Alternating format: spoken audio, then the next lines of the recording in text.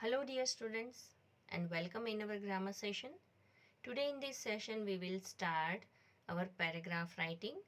So when you write this paragraph in your CW, give heading paragraph writing and then you can write your paragraph. So let me start. Paragraph writing आपके page number 111 पर. Here we have some points. So the instruction is now write what you do on an ordinary day. Follow the points given below.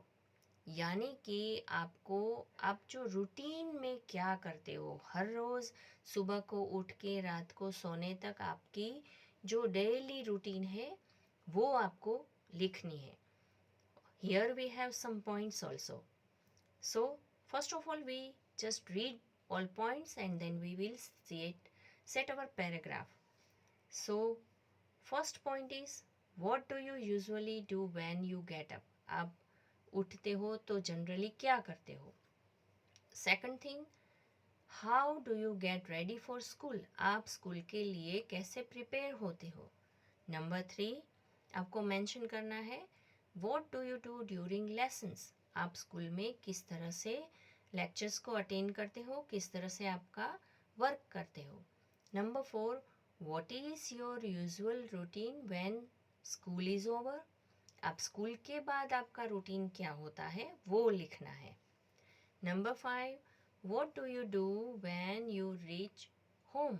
जब आप घर पर पहुंचते हो फिर आपका रूटीन क्या होता है? Then your routine for your homework, for your playing and then watching TV. आपका होमवर्क कैसे करते हो, कब खेलते हो, कब और कितनी देर तक आप टीवी देखते हो. That you have to mention in your paragraph. Number 7, what else you do in the evening? आप इवनिंग टाइम में क्या करते हो? So before we start our paragraph, let's we learn some points how to write a paragraph.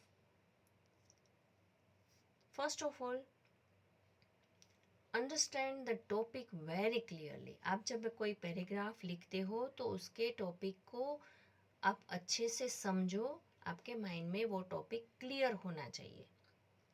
Second, opening sentence should be very attractive और strong. क्योंकि paragraph आप लिख रहे हो तो आपका जो ओपनिंग मीन्स आपका स्टार्टिंग बहुत ही अट्रैक्टिव और स्ट्रॉन्ग होना चाहिए. Then stick to the topic till the end of your writing. आपका पैराग्राफ ऐसा होना चाहिए कि फर्स्ट सेंटेंस से जो भी रीड करना स्टार्ट करे वो एंड तक उसमें इतना ही इंटरेस्ट लेके उसे पढ़े. Then use simple but clear language. आप पैराग्राफ में सिंपल लैंग्वेज यूज़ करो पर वो क्लियर होनी चाहिए. Then avoid grammatical mistakes.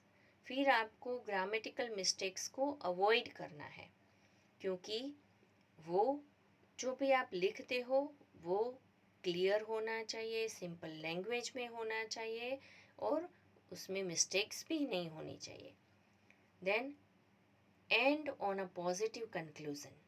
फिर आपके पैराग्राफ में आपको पॉजिटिव कंक्लूज़न भी दिखाना है. An introduction should be have the idea about the topic which we are going to write. आपका इंट्रोडक्शन ऐसा होना चाहिए कि जिसमें आप जो पूरा आइडिया क्लियर हो जाना चाहिए कि आप आगे क्या उसमें लिखने जा रहे हो. The body of the paragraph should be full of supporting sentences about the topic to give an idea about your knowledge.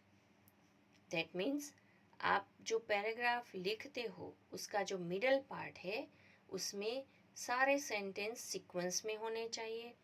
आपके टॉपिक जो भी आपका टॉपिक है उसके बारे में आपका आइडिया क्लियर दिखना चाहिए और उसमें नॉलेज भी होना चाहिए. Then the conclusion of the paragraph should have the positive attitude और a solution about the topic given. आपके पैराग्राफ में कंक्लूज़न एकदम क्लियर होना चाहिए और पॉजिटिव होना चाहिए, उसमें पॉजिटिव एटीट्यूड भी दिखना चाहिए। और solution about the topic given, यानी कि आपका जो टॉपिक था, आपके जो पैराग्राफ में आप जो बात लिख रहे हो उसका सॉल्यूशन भी उसमें दिखना चाहिए। What is the difference between paragraph and essay? A paragraph is a short होता है और essay long होता है। Essay is a way of formal writing on a given specific topic. Then the extended or development of a paragraph leads to an essay. Paragraph को अगर आप लंबा करो, उसमें कुछ और ऐड करो तो वो ऐसे का फॉर्म ले लेता है। एंड ऐसे में क्या होता है, the significant difference is the preparation time, writing time and length. उसमें मेन डिफरेंस है, उसको प्रिपेयर करने में भी टाइम लगता है, लिखने में भी टाइम थोड़ा सा लेंदी होता है, उसकी लेंथ पैराग्राफ से ज़्यादा होती है। A paragraph has an opening sentence followed by supporting statements and finally a conclusion. And then in essay, traditionally an essay has a 5 paragraphs. Paragraph एक होता है, जबकि ऐसे में ऐसे 5 पैराग्राफ्स या 6 पैराग्राफ्स होते हैं, which includes the introduction and supporting paragraphs and concluding paragraphs also. ऐसे में पैराग्राफ्स में सबसे पहले इंट्रोडक्शन होता है, फिर उसको सपोर्ट करते हुए आपको नेक्स्ट पैराग्राफ अरेंज करना है, और फिर मिडल पैराग्राफ में पूरी जो आपकी जो भी बात आपका है, आपका पॉइंट ऑफ व्यू है, जो वो आपको क्लियर दिखाना है। और कंक्लूजन जब भी आप देते हो तो उसमें आपका मोरल भी हो, आपका कंक्लूजन भी हो। तो इस तरह से पैराग्राफ और ऐसे में क्या डिफरेंस है, here we can see. So let's we start our paragraph. My daily routine, आपको आपका डेली रूटीन लिखना है। So give heading my daily routine. The first point is, first number, get up at 6 o'clock in the morning. Then after cleaning my teeth, I take a bath. आप जो सुबह को करते हैं वो आपको आपके पैराग्राफ में दिखाना है। Then I take my breakfast. फिर आप ब्रेकफास्ट लेते हो। And put on my school uniform and check my school bag and then depart for school. फिर आप स्कूल यूनिफॉर्म पहनकर रेडी होते हो, आपका स्कूल बैग लेते हो और डिपार्ट मीन्स स्कूल के लिए घर से निकलते हो। Number 3 is during lessons. अब आप तीसरा जो पॉइंट था हमारा नेक्स्ट, कि आप स्कूल में किस तरह से वर्क करते हो। During lessons I remain attentive, आप पूरा ध्यान देते हो। लिसन टू द टीचर, आप टीचर को बहुत अच्छे से सुनते हो और समझते हो। टेक डाउन नोट्स, जो टीचर बोलते हैं उन सभी जो पॉइंट्स होते हैं उसे आप नोट करते हो। And then do my class work, फिर आप अपना क्लास वर्क करते हो। Next point, when school is over I straight go home, आप जब स्कूल ख़त्म होता है तो आप तुरंत घर के लिए निकलते हो। Number 5, after washing my hands and face, I take some refreshment, chat with mother, playing with my little sister or brother, whatever. आपका जो भी भाई बहन है आप मेंशन कर सकते हो। फिर आप अपने हाथ घर पर पहुंचकर आपका रूटीन क्या होता है, फिर आप अपने फेस वॉश करते हो, अपने हैंड्स को वॉश करते हो, फिर थोड़ा सा रेस्ट करते हो, आप स्कूल में क्या किया उसके बारे में मम्मा से बात करते हो और फिर खेलते हो थोड़ी देर। Next number 6 point, my daily routine for homework. आप होमवर्क के लिए आपका रूटीन क्या होता है, I sit at my study table. आप study table पर बैठते हो. And take out my books. Go through my daily diary and start doing my school homework. If I need help, then I ask mother. My routine for playing. अब खेलने का आपका routine क्या होता है? I usually play in the children's park near my home. Ali, Anil, Alex, यहाँ पर जो नाम दिए हैं आप अपने फ्रेंड के नेम्स भी लिख सकते हो.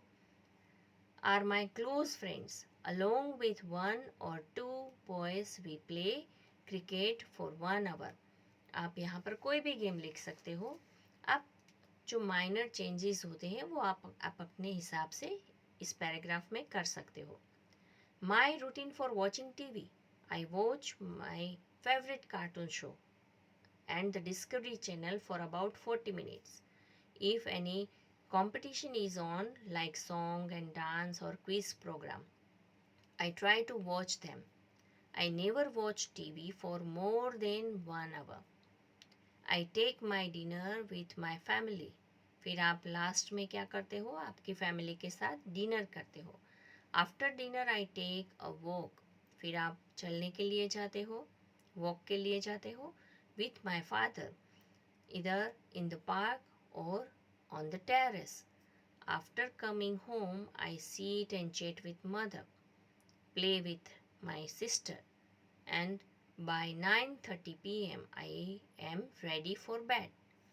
यानी कि आप वॉक करने के बाद घर पर आते हो, फिर आप अपनी मम्मा से थोड़ी देर बातें करते हो, फिर आप खेल कर अपने एग्जैक्ट टाइम जो मीन्स आपका जो रूटीन टाइम है उस वक्त आप सो जाते हो. यहाँ पर जो आप एक डेली रूटीन दिया है वो टेक्स्ट बुक में जो भी पॉइंट्स दिए हैं उसके अकॉर्डिंग हमने सेट किया है. इसमें आप कुछ माइनर चेंजेस आप अपने हिसाब से कर सकते हो. आप कब उठते हो, कब सोते हो, उसका टाइम आप अपने हिसाब से मेंशन कर सकते हो. ये पैराग्राफ भी आपको आपकी CW में कॉपी डाउन करना है और ऐसे 1 के लिए इसे प्रिपेयर करना है. यानी कि Safford boy and my daily routine, ये दोनों आपको आपके एग्ज़ाम के लिए लर्न करने हैं. So here we end our session and goodbye everyone.